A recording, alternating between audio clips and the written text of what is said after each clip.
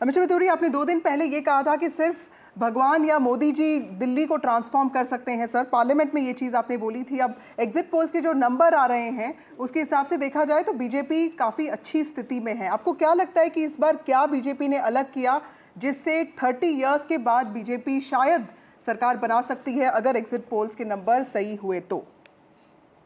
देखिए, बीजेपी ने दिल्ली के अंदर, विधानसभा के अंदर भी, और भारतीय जनता पार्टी के कार्यकर्ताओं ने दिल्ली की सड़कों पर अरविंद केजरीवाल के भ्रष्टाचार को पूरी तरह से उजागर किया।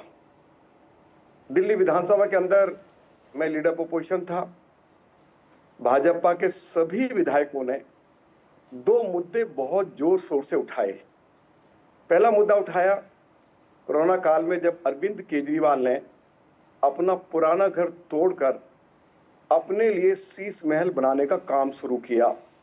तभी हमने कहा था कि आपने कानून कायदे को तोड़कर आप ये नया घर बना रहे हैं, इसका नक्शा नहीं पास करवाया गया, टेंडर कॉल नहीं किए गए, जो अंग्रेजों के समय के दरखत लगे हुए थे उनको हटाया गया है, कंपिटेंट अथॉरिटी से अनुमति नहीं ली गई है, और आपके बगल में वाइस चेयरमैन डीडीए और होम सेक्रेटरी की कोठी थी, उसको भी आपने चीफ मिनिस्टर रेजिडेंस का पार्ट बना लिया।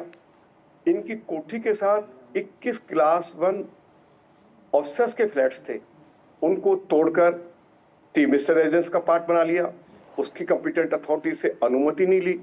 कुल 179 करोड़ रुपया इस शीश महल के ऊपर खर्चा हुआ।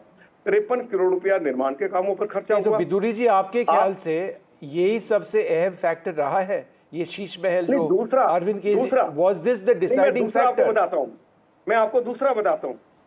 जब अरविंद केजरीवाल दिल्ली विधानसभा में नई एक्साइज पॉलिसी लेकर आए, उन्होंने कहा कि ये वर्ल्ड क्लास एक्साइज पॉलिसी है, दिल्ली सरकार की आय बढ़ जाएगी, दिल्ली की महिलाओं को, युवाओं को आसानी से शराब सुलभ हो जाएगी जी।